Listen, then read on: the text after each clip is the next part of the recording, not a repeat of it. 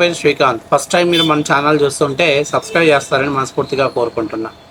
ఇక విషయంలోకి వెళ్తే మీ అందరికీ తెలుసు, ప్రశ్న అరెస్ట్ అయ్యాడు. అలియాస్ రావణ్ నోటి దోలగాడికి అరెస్ట్ అయ్యాడు. నిన్నటిదాకా పాపం ఏసీ గదుల్లో చక్కగా పడుకునేవాడు. ఇప్పుడు ఒక్కసారిగా దోమలు కుట్టేటువంటి 7 ఊచల్లో ఉండాలంటే కొంచెం ఇబ్బందిగా ఉంది. దానికి తోడు ఒక ప్లేస్లో అడ్జస్ట్ అవుదామనేసరికి అక్కడి నుంచి ఇంకో ప్లేస్కి ఇలా పాపం ప్లేస్లు మారాల్సిన పరిస్థితి వస్తుంది. బహుశా ఆంధ్రప్రదేశ్లో మనోడికి టికెట్ లేకుండా ఫ్రీ జర్నీ చేయాలనేటువంటి ప్లానింగ్ పోలీసులు కల్పించినందుకు మనం మనస్ఫూర్తిగా అభినందన తెలియజెప్పాలి.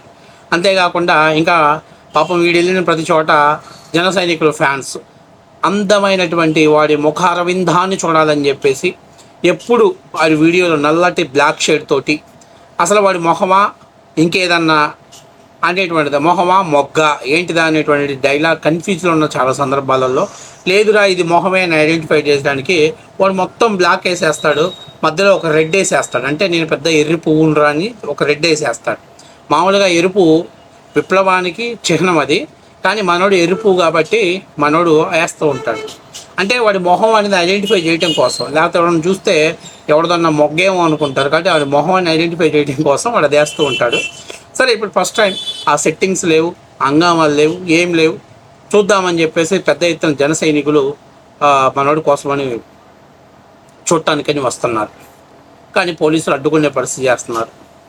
ఇలాంటి పరిస్థితుల్లో వాడే బొక్కలో ఉండి అష్టకష్టాలు పడతా అష్టదరిద్రాలు అనుభవిస్తుంటే ఆ టీం వాళ్ళు మామూలుగా కాదు, వాడిని ఇంకా పైకి లేపే ప్రయత్నంలో చేస్తున్నారు. అందులో ఒక పాప మరీ పాపం వాడికి బాగా క్లోజ్ అనుకుంటా, మరి ఫ్రెండో లేకపోతే ఇంకేంటో నాకు తెలియదు. కానీ ఎందుకంటే ఒక పోరం పోకోడు దగ్గర ఉందనుకో, ఆమె మనం కూడా అలాంటి అంటే ఆ దరిద్రమైనటువంటి ఆలోచనలు మనకు కూడా వస్తాయి. ఎందుకంటే వాడు పోరం పోకోడు కాబట్టి అలాంటి పనికి మనోడి దగ్గర ఉన్నప్పుడు అలాంటి ఆలోచనలు ఎవరికైనా వస్తాయి.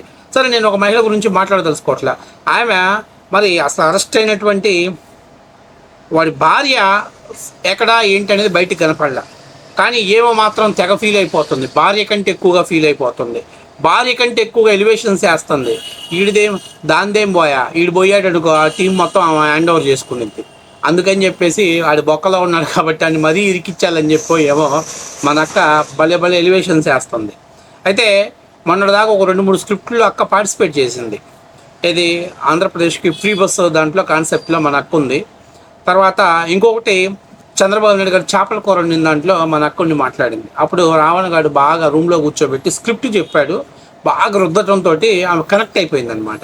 కానీ ఇప్పుడు సజ్జల రామకృష్ణారెడ్డి స్క్రిప్ట్ ఇచ్చి ఉంటాడు, అది 3 లక్షలు మింగాడమ్మా, అది జైల్లోకి వెళ్ళాడు, మరి మీ టీం ఏదో ఒక వర్క్ చేయండి, అది ఇబ్బందికరమైన పరిస్థితిలో ఉంది అని చెప్పుంటవచ్చు మేబీ.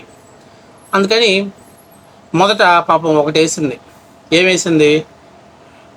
ఫస్ట్ టైం అక్కడ తాడేపల్లి నుంచి వచ్చిన స్క్రిప్టు, ఆ స్క్రిప్టుని చెప్పలేక మన అక్క అష్టకష్టాలు పడింది. అది పెద్ద సోషల్ మీడియాలో పెద్ద ఎత్తున అపహాస్య పాలైపోయింది. ఏంటి ఆ స్క్రిప్ట్ అంటే, ఆమె మాట్లాడుతుంది, ప్రశ్నించేవాడు పులైతే క్వశ్చన్ చేసేవాడు వేటగాడు, ఆ వేటగాడే రావణంది. మరి అక్కకి అంటే ఏం లేదులే, ఎక్కడెక్కడ స్క్రాప్ అంతా పెద్దోళ్ళు సామెత చెప్తారుగా, నదులన్నీ పోయి సముద్రంలో కలిసినట్టు రాష్ట్రంలో ఉన్నటువంటి స్క్రాప్ అంతా పోయి వైఎస్ఆర్సీపీ పార్టీలో కూర్చొని వచ్చింది. వాస్తవానికి అక్కడ సామెత ఏందయ్యా అంటే, అక్కడ పెద్దోళ్ళు మనకు చెప్పే సామెత ఏంటంటే, పరిపాలించేవాడు అంటే పాలకుడు పులైతే ప్రశ్నించేవాడు వేటగాడు, అది అక్కడ మెన్షన్ చేయాల్సిందే. కానీ మన అక్క ఫస్ట్ టైం కదా, అక్కకి మేకప్ మీద రావణ గారి మీద ఉన్నంత ఇంట్రెస్ట్ పాపం సబ్జెక్ట్ మీద కాన్సెప్ట్ మీద లేదు. మరి వాడు ఏమి మాయ చేశాడో ఏం చేశాడో, సరే ఏం చేస్తా తెచ్చాడు మనం ఎందుకు మాట్లాడకూడదు. ఇది అని నేనేం మాట్లాడుతున్నానంటే, అక్క ప్రశ్నించడం అంటే సమస్యల మీద మాట్లాడటం, అంతేగాని పవన్ కళ్యాణ్ గారిని ఇమిటేట్ చేయటం, పవన్ కళ్యాణ్ గారి మేనరిజాన్ని తీసుకురావటం, అలాగే రాధా మనోహర్ దాసుని బట్టలు ఉడిస్తానంటాం నాకు అర్థం కావట్లేదు. ఒక జర్నలిస్ట్ అనేటువంటి వాడికి ఒక లిమిట్స్ ఉంటాయి, ఒక పరిధి ఉంటుంది. వాడు జర్నలిస్ట్ లాగా వ్యవహరించాలి, అంతేగాని మతాలలో ముసుగేసుకొని మాట్లాడటం ఏంటి? వాడు జర్నలిస్టా? అన్ని మతాలని గౌరవించాలి, ఏ మతానికి అన్యాయం జరిగినా దాన్ని ఎక్స్పోజ్ చేసి చూపించాలి. కానీ వీడేంటి, మైక్ తీసుకొని వీడు ఒక మతాన్ని భుజం మీద వేసుకొని బైక్ తీసుకెళ్తున్నాడు. వాడు జర్నలిస్ట్ కాదు. అది అవాస్తవమైనటువంటి విషయం.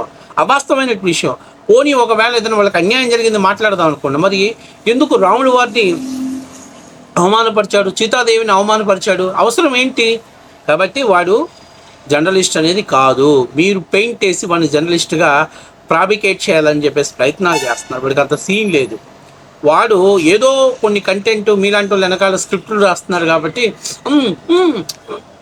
అని అంటూ ఈ మేనరిజం తోటి వాడు నెట్టుకుంటూ వచ్చేసాడు. ఆ తర్వాత స్థానాన్ని నువ్వు ఆక్యుపేట్ చేశావు. నువ్వు బాగా బ్రహ్మాండంగా మాట్లాడుతున్నాను ఏంటి, రావణ్ని అరెస్ట్ చేశారు, మొదట పిఠాపురం తీసుకెళ్లారు. ఇక్కడే మనం అర్థం చేసుకోవాలి, అది పవన్ కళ్యాణ్ గారి నియోజకవర్గం అని. అక్కడి నుంచి మళ్ళీ సర్పవరం, అక్కడ మెజిస్ట్రేట్ ముందు హాజరుపరిస్తే ఆ కేసు కొట్టేశారు. ఆ తర్వాత మచిలీపట్నం, ఆ తర్వాత అంటే ఇలా 31 కేసులు పైనే ఉన్నాయి. ఒకే విషయం మీద ఇన్ని కేసులు ఎలా నమోదు చేస్తారండి? ఒకే విషయం మీద ఎవరు నమోదు చేశాడు? ఆ రోజు పవన్ కళ్యాణ్ తిడతానే ఉన్నాడు, ఆ రోజు హిందువులు తిడతానే ఉన్నాడు, ఆ రోజు మతాల గురించి రెచ్చగొట్టే విధంగా మాట్లాడుతున్నాడు, ఆ రోజు ఒకరిని తిడుతూనే ఉన్నాడు. ఆ ఒక్క కేసు ఏంటి వాడి మీద? ఎవరు చెప్పారు వాడు మొన్న మాట్లాడిన దాని మీద కేసు పెట్టారని? ప్రశ్నించడం అంటే ఏంటో నీకు తెలుసా? వాడు ఏమన్నాడు, పవన్ కళ్యాణ్ నీ నోట్లో ఎవరిది అని అన్నాడు. ఇదే మాట నేనేమంటున్నానంటే, పాప మీ నాన్న దగ్గరే పోయి నానా నీ నోట్లో ఎవరిది పెట్టుకున్నావు అని అడుగు. దవడ పగలబట్టకపోతే అప్పుడు నేను అడుగుతా. ఒకవేళ మీ నాన్న నా ముద్దుల కూతుర్లే, రావణ్ గారి దగ్గర ఉందిలే, ఏమోలే అని చెప్పేసి ఒకవేళ ముద్దు మురిపెంగా చూసుకున్నా మెమ్మ దగ్గరికి వెళ్ళి చెప్పు. మెమ్మ కూడా సేమ్ దవడ పళ్ళు రాళ్ళు కొట్టేసింది. లేదు ఒకవేళ నీకు పెళ్ళి అయ్యే ఛాన్స్ లేదు, పెళ్ళి అయితే రావణ్ గారు అక్కడ పెట్టాడు, కానీ టీంలో ఉండవు కాబట్టి ఇంత స్వేచ్ఛగా. ఎందుకంటే చూసావా అసలు వీడి భార్య ఎవరో కూడా బయటికి ఎక్స్పోజ్ అవ్వాల, నువ్వు మాత్రం బ్రహ్మాండంగా మాట్లాడుతున్నావు. సరే నేనేమంటానంటే, అందరు ఆడవాళ్ళ గురించి వాడు బయటికి లాగి చర్చలు పెడుతున్నప్పుడు వాళ్ళ ఆడవాళ్ళ గురించి కూడా మాట్లాడతారు కదా. కాబట్టి ఆ జాగ్రత్త అనేది వాడికి ఉండాలి కదా. వాడు జాగ్రత్త పడ్డాడు. ఇప్పుడు వాళ్ళ భార్య ఎవరు ఏంటనేది బయట ప్రపంచాన్ని తెలియజెప్పలా. కనీసం వాడు అట్లీస్ట్ అరెస్ట్ అయితే వాడి భార్య రాలా. ఎవడో మీ టీము గొట్టంగాళ్ళు వీళ్ళందరూ మంది వచ్చేసి అక్కడ హడావుడి చేసేసారు. ఏమి కట్టుకున్నా ఇప్పుడు కేవీఆర్ అరెస్ట్ అయ్యాడు, కేవీఆర్ భార్య వచ్చేసింది కదా. అంతకుముందు చాలామంది అరెస్ట్ అయినప్పుడు వాళ్ళ భార్యలందరూ వచ్చారు కదా, మరి వీడికి ఎందుకు రాలేదు? బాహ్య ప్రపంచాన్ని తెలియకూడదా? లేకపోతే ఆమె ఎవరనేది ఏంటని తెలియకుండా ఉండాలా? సరే ఇంకొక ముఖ్యమైన విషయం, ఒక మతం గురించి చాలా సున్నితమైన అంశం. అదేం మాట్లాడతాడు, రాముల వారు సీతాదేవిని అడవికి పంపించి అగ్ని పరీక్ష చేశాడు. మరి రేపు మిమ్మల్ని కూడా చేస్తాడు అగ్ని పరీక్షలు? వీడికి ఆలోచన ఉంది కదా, రేపు మిమ్మల్ని కూడా అగ్ని పరీక్ష చేస్తాడా? ఎందుకంటే నేను సపోజ్ ఒక 10-15 రోజులు జైల్లో ఉండొచ్చాను, మీరు పతివతలా కాదా చూడాలి, అందుకని నేను అగ్ని పరీక్ష చేస్తానని మిమ్మల్ని కూడా చేస్తాడా? సరే అట్లీస్ట్ నువ్వు అంటే వదిలి పక్కన పెట్టేసే, వాళ్ళ భార్యను కూడా చేస్తాడు అగ్ని పరీక్ష? అంటే ధర్మం ఎలా బతకాలి, మనకి ఎలా ఉండాలి అనేది ధర్మం నేర్పించింది. అంతేగాని ప్రతి ఒక్కరూ సీతాదేవిలాగా అగ్ని పరీక్షలు అగ్నిలో దూహమని ఎవరు చెప్పరు. అర్థమైందా? ఇక్కడ వాళ్ళు దేవతా స్వరూపులు కాబట్టి సమాజానికి ఒక మెసేజ్ ఇవ్వాలనే ఉద్దేశంతో ఆ రోజు ఎవడో మాట్లాడినటువంటి మాటకి ఆమె అగ్నిని సైతం తన కంటి చూపుతో శాసించగలిగినటువంటి ఒక మహాసాధ్వి కాబట్టి ఆ రోజు ఆ పరిస్థితులు అనుగుణంగా చేశారు. అంతేగాని ఈరోజు చేయమని కాదు. పురాణాల నుంచి మనం కొంత నేర్చుకోవాల్సింది ఎలా బతకాలనేది నేర్చుకోమని, అంతేగాని అక్కడ ఉన్నవన్నీ పాటించమని కాదు. కొన్ని పురాణాలలో ఎలా ఉండకూడదో కూడా చెప్పారు. ఉదాహరణ చెప్పాలంటే పాండవులు జోదం ఆడారు, జోదం ఆడకూడదని చెప్తున్నారు. అలాగే నలమహారాజు జోదం ఆడి రాజ్యాన్ని కోల్పోయాడు, జోదం ఆడకూడదని చెప్పారు. అంటే అక్కడ ఏం జరుగుతుందో ఆ పరిస్థితిని మనం ఫాలో అవ్వమని చెప్పారు, అంతేగాని అవి పాటించమని చెప్పలా. కాబట్టి నేను చెప్పేది ఏంటంటే, ఈరోజు మరి రావణ్ రేపు 20 రోజులు ఆగిన తర్వాత వాళ్ళ భార్యని అగ్ని పరీక్ష చేస్తాడా? చేస్తే దేని మీద చేస్తాడు? గ్యాస్ సిలిండర్ మీద చేస్తాడా?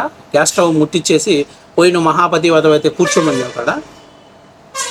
లేకపోతే ఒక పెద్ద భోగి మంటేసి నేను ఇన్ని రోజులు జైల్లో ఉండొచ్చాను కదా, నువ్వు మహాపతివతం అయితే ఇందులో నుంచి నడుచుకుంటూ వెళ్ళిపో, కాలకుండా ఉంటావని చెప్పేసి చేస్తాడా? నేను అంటుంది సరే అతనికి హిందూ మతం నచ్చలేదు అనుకుంటా, వదిలేసే. మనం ఎవడు అడిగాడు? వచ్చేడు మంది హిందూ మతాన్ని వదిలేస్తున్నారు, మళ్ళీ కొన్ని లక్షల మంది హిందూ మతాన్ని స్వీకరిస్తున్నారు. ఇతర దేశాలలో చాలా చోట్ల వాళ్ళ మతాలని వదిలేసి హిందూ మతాన్ని స్వీకరిస్తున్నారు. దీని గురించి నేను మాట్లాడలే. ఎవడో ఆనందపడటం కోసం వీడి నోట్లో ఏదో పెట్టారని చెప్పి మైక్ పెట్టారని, నోట్లో ఏదంటే మైక్ పెట్టారని వీడు ఇష్టాసారంగా మాట్లాడితే ఎలా పాప? వాడు జర్నలిస్ట్ అని ఎట్లా అంటారు? వాడు ఒక మతోన్మాది, వాడు ఒక ప్రాంతాల మధ్య విభజన చిచ్చురేఖలు పెట్టేటువంటి ఒక ఉన్మాది వాడు. వాడిని జర్నలిస్ట్గా మీరెట్ట ఫ్యాబ్రికేట్ చేస్తారు? వాడు జర్నలిస్ట్ కాదోడు. మీరే అనుకుంటున్నారు. ఈవెన్ నేను కూడా జర్నలిస్ట్ని కాదు. నేను చెప్తున్నాను, మీ పార్టీకి మీరు చేసుకున్నటువంటి పబ్లిసిటీ అది. కాబట్టి నేను పాపకు చెప్పేది ఏంటంటే, ఏమంటుంది పాపం 16 దాదాపుగా 2 రోజుల నుంచి మంచినీళ్ళే ముట్టుకోలేదు. భయం పుట్టుకుందేమో వారికి. ఏమనంటే, అదే ఇక్కడ వదిలేసి వచ్చాను, మరి వీళ్ళందరూ నా నా నా ప్రశ్న దాన్ని మొత్తాన్ని ఆక్యుపేట్ చేసుకుంటారే, ముందు ముఖ్యంగా నువ్వేమవుతావని భయంగా ఉందే వాడికి. ఏమన్నా బెంగ పెట్టుకున్నాడేమో బిడ్డ. బెంగ పెట్టుకొని బహుశా అలా ఉంటున్నాడేమో. 2 రోజుల నుంచి మంచినీళ్ళు ముట్టట్లేదంట, నిరాహార దీక్ష చేస్తున్నాడంట.